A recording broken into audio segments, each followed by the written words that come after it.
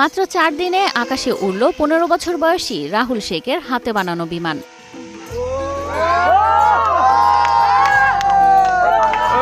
কেবল 15,000 টাকা খরচে তৈরি করলেন এ প্লেন, এমনটাই জানান এ ক্ষুদে বিজ্ঞানী।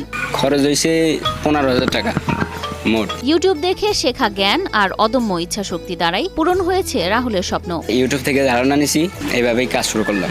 অনলাইন থেকে বিভিন্ন পার্টস কিনে শুরু করেন প্লেন বানানো। অনলাইন থেকে অর্ডার করলাম জিনিসপাতি, 2টা ব্রাশলেস মোটর, 2টা ইএসসি, 4টা সার্ভো মোটর আর একটা ব্যাটারি আর একটা রিমোট। এইগুলা থেকেই কাজ শুরু করলাম প্লেন বানানো। রাজবাড়ীর বালিয়াকান্দির প্রত্যন্ত গ্রাম বারমল্লিকায় 9ম শ্রেণীর বিজ্ঞান বিভাগের এ শিক্ষার্থী তৈরি করেছেন বাংলাদেশ বিমান 787 এর মতোই হুবহু অচিন পাখি মডেলের একটি উড়োজাহাজ।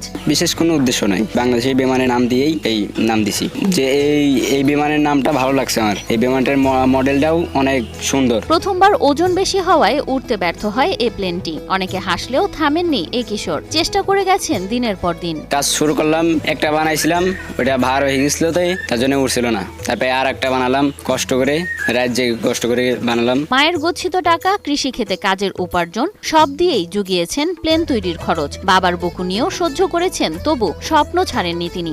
আমার পরিবার থেকে অনেক চাপ আসতো, এই চাপগুলো পেরিয়ে আমি কাজগুলো করতাম। আমার বাবা মা অনেক বাধা দিত, মাঠে কাজ করছি, আব্বুর থেকে নিছি। এইভাবে গোছাতে গোছাতে কয়টাকে গোছায় অনলাইনে অর্ডার দিছিলাম। রাহুলের স্বপ্ন ছিল একদিন বড় বিজ্ঞানী হওয়ার। সেই স্বপ্নের প্রথম ধাপে নিজের হাতে বানিয়ে ফেললেন ছোট্ট একটি প্লেন। রাত জেগে কষ্ট করে বানালাম, ওইটা 4 দিনেই বানালিছিলাম। রাহুলের নিজ হাতে বানানো উড়োজাহাজ যখন আকাশে উড়ল, পুরো গ্রাম তাকিয়ে রইল বিস্ময়ে। এখন গ্রাম জুড়ে আলোচনার কেন্দ্রবিন্দু হয়ে উঠেছে ক্ষুদ্র বিজ্ঞানী রাহুল। খুব ভালো লাগতেছে, আমি তো ফার্স্ট টাইম দেখতেছি ও যে এই ধরনের একটা কাজ করছে, খুব ভালো লাগতেছে। সবাই বলে যে অমুকের ছেলে এই যে বিমান বানায়, যে নাম দিয়ে স্কুলে উড়াইছে। পদ্মা সেতু, মেট্রো রেল এবং এলিভেটেড এক্সপ্রেসওয়ে নির্মাণের গর্বিত অংশীদার বসুন্ধরা সিমেন্ট। ছোটবেলা থেকেই বিমান বানাতে পছন্দ করেন রাহুল। একদিন আসল বিমান বানিয়ে আকাশে ওড়ানোর স্বপ্ন দেখেন তিনি। আমি ছোটবেলা থেকেই এই কাজগুলো করতাম।